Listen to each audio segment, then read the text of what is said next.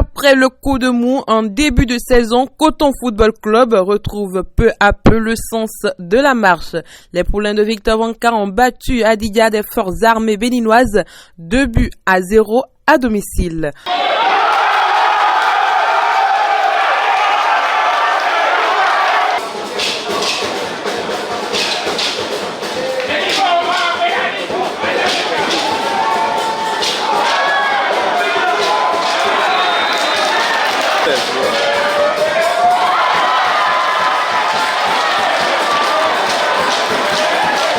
Je pense qu'on n'était peut-être pas à notre place et qu'on avait besoin d'un peu de confiance et surtout de confirmer ce que l'on avait fait 3-4 jours avant.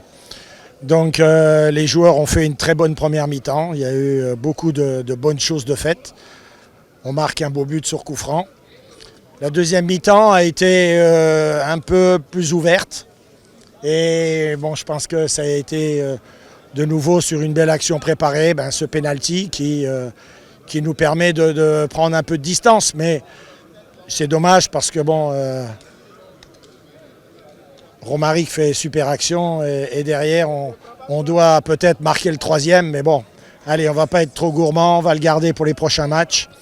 Et je pense que on est dans la confirmation depuis le début de saison. Je disais qu'on n'avait pas trop de réussite. Là, on joue quand même beaucoup mieux. Et donc j'espère que derrière ça va confirmer et que dans le match de mercredi déjà on pourra de nouveau confirmer ce renouveau. Requin Football Club se réveille après avoir manqué le coche lors de la précédente journée face aux militaires. Les Awisiwasa ont réussi à se venger sur les Aïnonvi. 2-1, c'est le score qui a sanctionné la rencontre.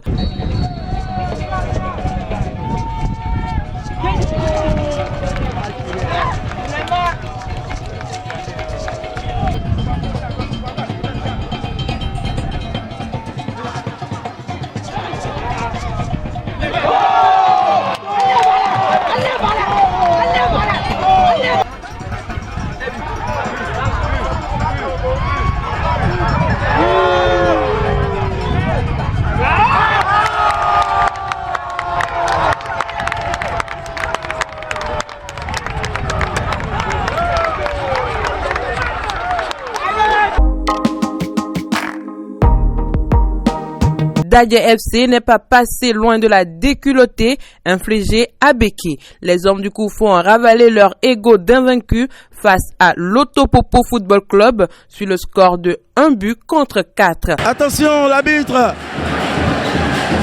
a jugé que c'était un penalty.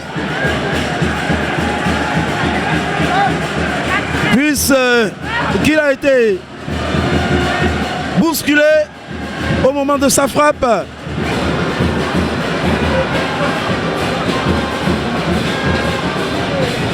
Rodrigue Fassinou qui va tirer ce penalty. Et c'est un contre-pied parfait. But! Contre-pied parfait. En déplacement à Ouida, la Sobemap faire le service minimum face à la jeunesse sportive de Ouida. Dans un match âprement disputé, ils ont su se débarrasser de leur adversaire du jour sur le score étriqué d'1-0.